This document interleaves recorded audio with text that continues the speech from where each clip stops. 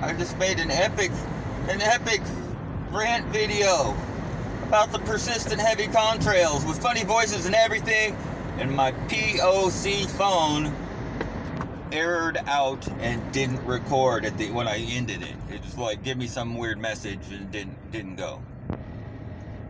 Can I do it justice if I did it again? Probably freaking not.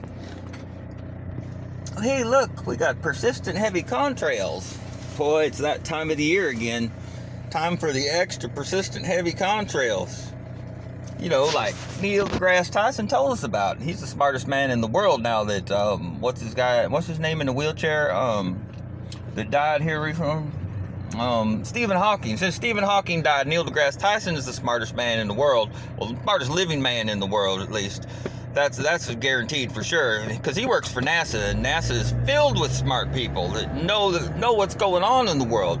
They know the difference between a persistent heavy contrail and something, sprayed from an airplane. Can you believe some conspiracy theorists think that they're spraying stuff that's going to make people get sick? It's like with COPD and type 2 diabetes and erectile dysfunction. That's just hogwash. Who would say something like that? They got to be a crazy person, obviously, to think that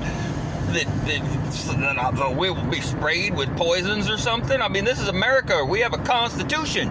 A constitution where we get to elect our leaders, and that way we can hold them responsible, and they will protect our rights in that manner. You see, we have a military too that's sworn to uphold the Constitution. The Constitution swore to protect the people of the United States so that we can have life, liberty, and the pursuit of happiness. Right? That's what I heard in school. And so unless that's no longer in effect, then we don't really have to worry about stuff like, Kimberly T. Rails, as they like to say, These are persistent heavy contrails, like Neil deGrasse Tyson told us, and he's the smartest living man in the world at the current time.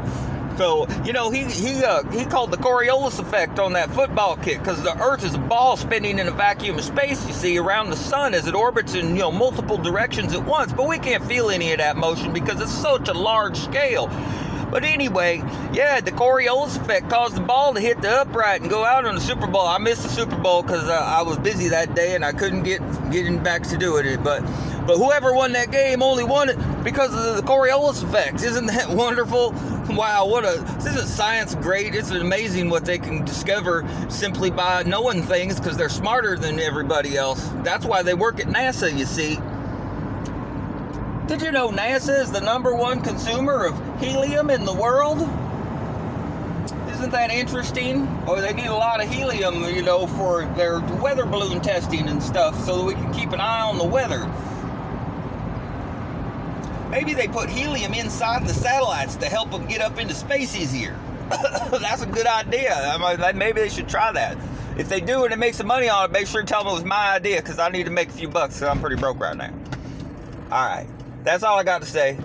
Carry on.